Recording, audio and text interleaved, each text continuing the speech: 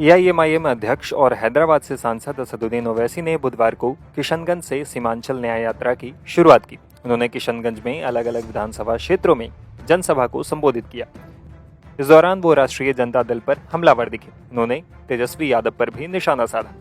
किशनगंज के बेलवा में एक जनसभा को संबोधित करते हुए सांसद असदुद्दीन ओवैसी ने कहा कि राजद ने हमारे गठबंधन के प्रस्ताव पर कोई जवाब नहीं दिया। उन्होंने कहा कि हमारी कमजोरी नहीं बल्कि ताकत के आधार पर हम आपको ये प्रस्ताव दे रहे हैं। अस्सलाम वालेकुम वरहमतुल्लाहि वबरकातुहू।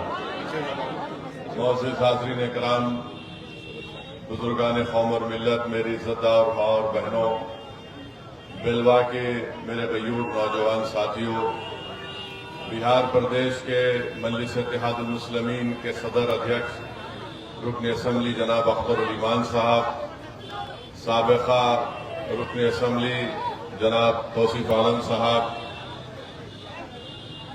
जनाब वारिस पठान साहब, जनाब आदिल हुसैन साहब, जनाब माजिद हुसैन साहब रुकन असम्बली हैदराबाद, मेरे तमाम मजलिस रुफ़क़ा, आप तमाम का शुक्रगुजार हूँ कि आपने आज के मजलिस के इस इंसाफ के कारवान में बेलवा में यहाँ पर जो नुक्कड़ सभा हो रही है उसमें आप शिरकत कर रहे हैं।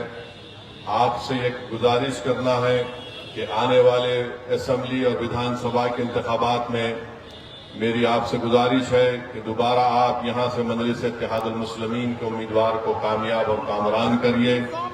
मैं आपको इस बात का तयक़ुन दे रहा हूँ कि इंशाअल्लाह ताला अब की बार जो कोचा दामन से मजलिस का उम्मीदवार होगा वो इंशाअल्लाह आपकी दुआओं से और वोट से कामयाब भी होगा, विधायक भी बनेगा और इंशाअल्लाह ताला कोई दुनिया की ताकत, कोई दुनिया की पार्टी का लीडर उसके ईमान को या उसके ज़मीर को नहीं खरीद सकेगा इंशाअल्लाह ताला। जिन्होंने यहाँ से हमारे विधायक को खरीदा, उन बेईमानों ने अपने ईमान का सौदा किया। मुझे यकीन है कि अल्लाह सुब्हानहू व तआला खुद उनका हिसाब और किताब करेगा, क्योंकि जिन्होंने धोखा सीमांचल की जनता को दिया, उन गरीबों को दिया जो एक उम्मीद लगा कर बैठे थे कि वो सीमांचल की इंसाफ की लड़ाई लड़ेंगे, मगर आप जानते हैं कि इन 4 विधायकों को क्यों खरीदा गया। इसलिए खरीदा गया कि वो नहीं चाहते थे कि सीमांचल की सरजमीन से आपकी एक लीडरशिप पैदा हो जाए, आपका नेता बन जाए।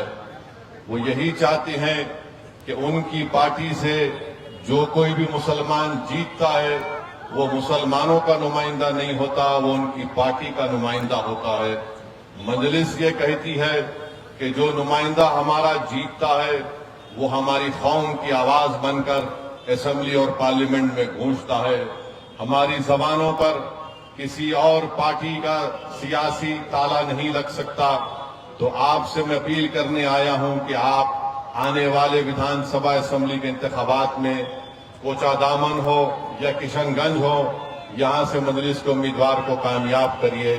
और जो लोग हम पर इल्जाम लगाते, ये इल्जाम सरासर झूठा है कि मजलिस के खड़े होने से वोट डिवाइड हो जाते हैं।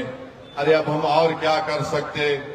हमारे अख्तर उल ईमान साहब ने 2 खत लिखा है लालू प्रसाद यादव को, एक खत लिखा तेजस्वी यादव को कि आओ हमसे इत्तेहाद कर लो, बल्कि अख्तर उल ईमान साहब ने ये तक लिख कर दे दिया कि आप मजलिस को सिर्फ 6 सीट दे दीजिए और हम अलायंस करने के लिए, इत्तेहाद करने के लिए तैयार हैं।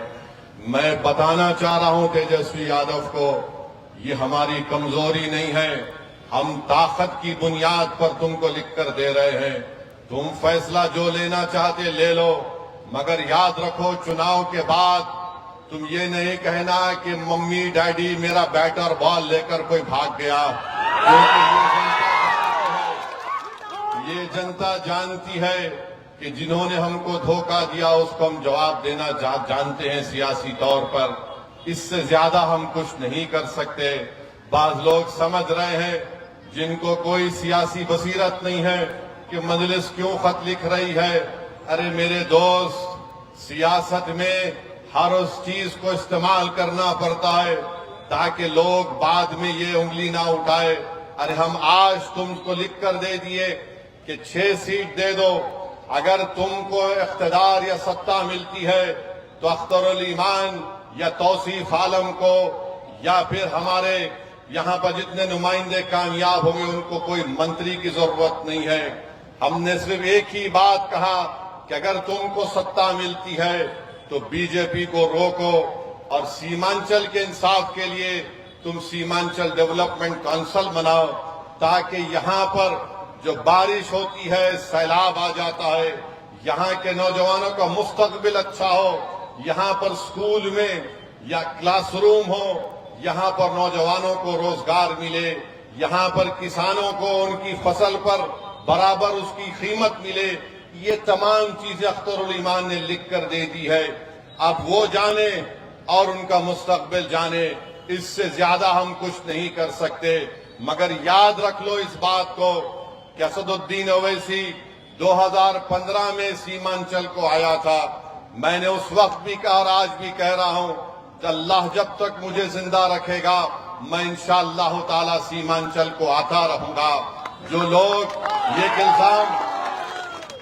एक और इल्जाम लगाते, अरे तुम अगर जीत गए तो तुम मंत्री नहीं बनोगे। अरे हमको मंत्री और संतरी से मतलब नहीं है। हम सीमांचल के गरीब आवाम के खादिम हैं, उनके नौकर हैं। उससे बड़ा एजाज हमको और कुछ नहीं मिल सकता। जिनको संतरी बनना है, मंत्री बनना है, मुख्यमंत्री बनना है, हमको उससे मतलब नहीं। हमको इससे ही मतलब है कि तुम्हारी लीडरशिप बने, तुम नेता बनो, तुम्हारे मुकद्दर के फैसले तुम करोगे। अब तक होता ही आया है 50-60 साल के अरसे में, सीमांचल के गरीबों का फैसला कोई पटना में बैठने वाला जालिम करता था। अब जालिम से कह रहे हैं कि तू फैसला नहीं करेगा। अब जो भी फैसला होगा सियासी सीमांचल की सरजमीन पर सीमांचल की आवाम करेगी इंशाअल्लाह ताला। मेरे अजीज दोस्तों और बुजुर्गों, हम बीजेपी को रोकना चाहते हैं। बीजेपी से नुकसान क्या राजद के यादव नेताओं को होता है? क्या बीजेपी से नुकसान किसी कांग्रेस के नेता को होता है? क्या बीजेपी से नुकसान किसी जेडीयू के नेता को होता है? अरे किसके घर पर बुलडोजर चलता है? किसके मदरसे को ताले लगाए जाते हैं? किसके नौजवानों को बांग्लादेशी कहकर जेल में डाला जाता है या जुल्म किया जाता है? अरे पिछले 11 साल से जो जुल्म का सामना हम सीना तान कर अगर कर रहे हैं तो बीजेपी से हम कर रहे हैं। अरे तुम्हारे घरों पर कुछ नहीं होता, तुम्हारे घर पर आंच भी नहीं आती, हमारे घर बर्बाद और उसको बर्बाद कर दिया जाता है। तो मेरे अजीज दोस्तों और बुजुर्गों, मेरी आपसे गुजारिश है कि आप अख्तरुल ईमान साहब की क़ियादत को मजबूत करिए। असदुद्दीन ओवैसी को मजबूत नहीं करना है, आपको अपनी पार्टी को मजबूत करना है।